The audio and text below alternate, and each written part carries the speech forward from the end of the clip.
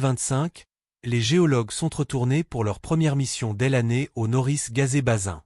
Ils s'effectuaient leur inspection habituelle quand ils ont soudain constaté qu'un élément du paysage ne correspondait plus à ce qu'ils avaient observé auparavant. À la place d'un sol monotone s'ouvrait désormais une large cavité d'environ 4 emplie d'une eau laiteuse aux nuances bleu pâle.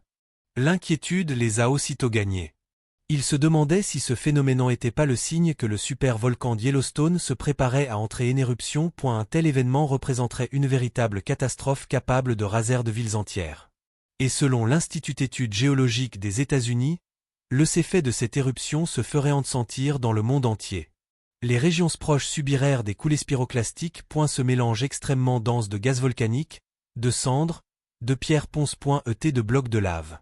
Rien ne résisterait à leur passage et l'éruption du Yellowstone les projetterait jusque dans le Wyoming, l'Idaho et le Montana. Les zones plus éloignées échapperaient à ces coulées dévastatrices, mais elles subiraient de lourdes retombées de cendres particulièrement abondantes dans les États situés près de la zone de mission. Ces particules représenteraient un grave danger pour quiconque les respirait. Leur accumulation paierait suffisamment pour étouffer les cultures ou provoquer l'effondrement des bâtiments.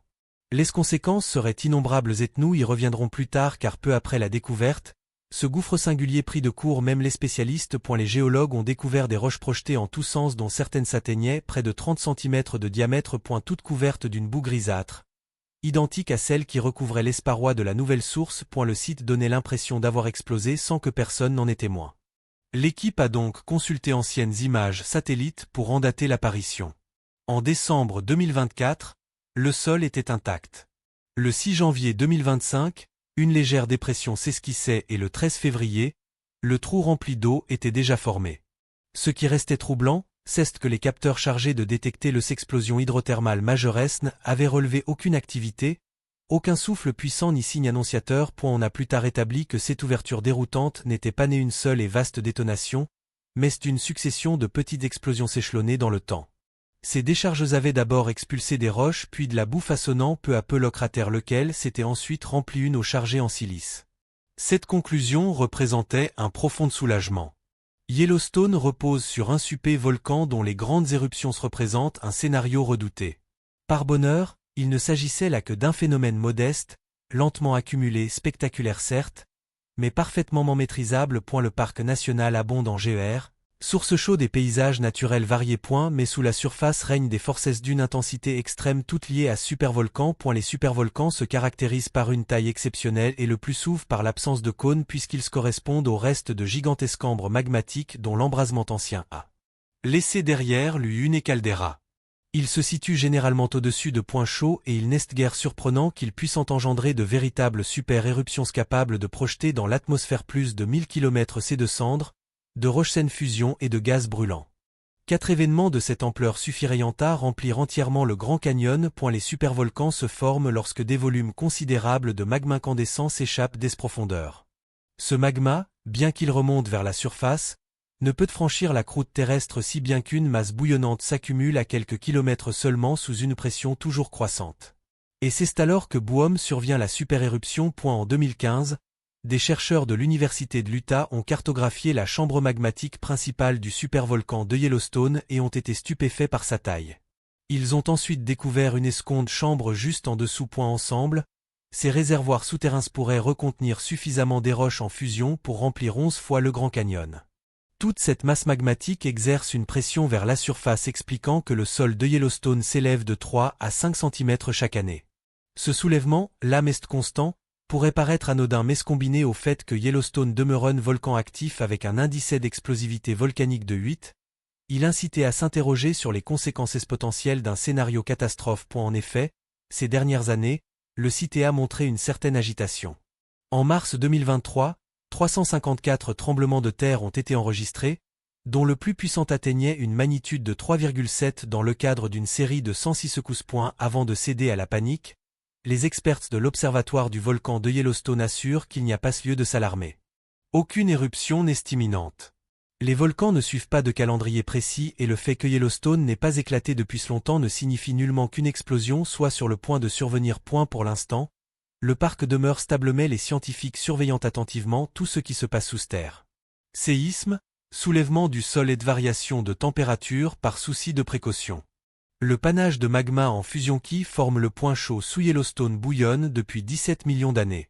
La lente progression de la croûte terrestre au-dessus a laissé une traînée de volcans s'étendant sur plus de 720 km le long de la Plainhead, la Snake River. La plupart désormais recouverts de couches successives de lavide de sédiments. A eu cours des 2,1 derniers millions d'années, Yellowstone a déclenché 3 éruptions cataclysmiques d'une ampleur telle qu'elles ont remodelé le paysage. Chacune projeta des coulées spiroclastiques, rivières de roches brûlantes, de cendres et de pierres esponces sur plusieurs kilomètres. Les débris s'accumulèrent en couches épaisses, certaines se solidifiant en roches semblables à de la lave. Lorsque ces éruptions vidèrent les chambres magmatiques souterraines, le toit effondra, formant les gigantesques calderas que nous observons aujourd'hui. Même après ces méga-éruptions, Yellowstone poursuivit son activité. Entre 180 000 et 70 000 ans avant notre ère, d'énormes coulées de lavéolithique atteignant parfois plus de 600 km se déversèrent. Certaines suivirent des lignes de fissures orientées nord-sud. Et la coulée de West Yellowstone se manifesta il y a environ 110 000 ans tandis que celle de Nepe Creek remontait à 160 000 ans. Depuis Madison Junction sur le rebord nord-ouest de la caldeira, on peut observer une falaise formée lorsque l'éruption du tuf de Lava Creek provoqua l'effondrement du terrain il y a 640 000 ans. À l'intérieur de la caldeira, les coulées de lave durcies serpentent à travers le sol témoignant de ces épisodes. Est terminé quand un super volcan pourrait entrer en éruption revient à lire les signaux que nous envoie la nature. Des milliers d'années avant une éruption massive, la chaleur souterraine accumule et les chambres magmatiques deviennent comme des cocottes minutées sous pression. De petits signes apparaissent, des bulles de gaz échappent, des tremblements de terre secouent le sol. Le terrain s'élève lentement, des fissures se forment et le source thermale ainsi que les gelées deviennent plus actifs. Que se passerait-il si Yellow entrait en éruption? Les coulées pyroclastiques dont nous avons parlé se composant généralement de 2 éléments. Un flux inférieur de lave brûlante se déplaçant au niveau du sol et un nuage de cendrelles suivant au-dessus. Ensemble, ils dévasteraient de vastes régions. Les cendres pourraient même atteindre l'Europe en 3 à 4 jours, mais l'impact y serait relativement modéré comparé aux zones les plus proches de l'épicentre. Après cela, il ne faudrait guère plus de 2 à 3 semaines pour que des températures plus fraîches s'installant à l'échelle mondiale en raison des gaz sulfurés qui atteindraient l'atmosphère supérieure suite à l'éruption. Les scientifiques estiment que la température planétaire pourrait chuter de 10 à 12 degrés GR et ses effets perdureraient de 6 à 10 ans, interrompant les moussons et provoquant potentiellement une famine étendue en Asie.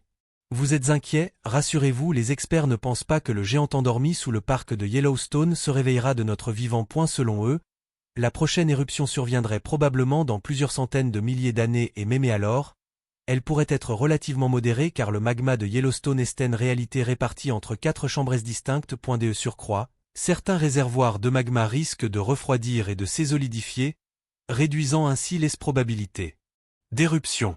Ainsi, bien qu'un événement de cette ampleur puisse profondément altérer notre monde, il demeure très improbable qu'une éruption se produise dans un avenir proche.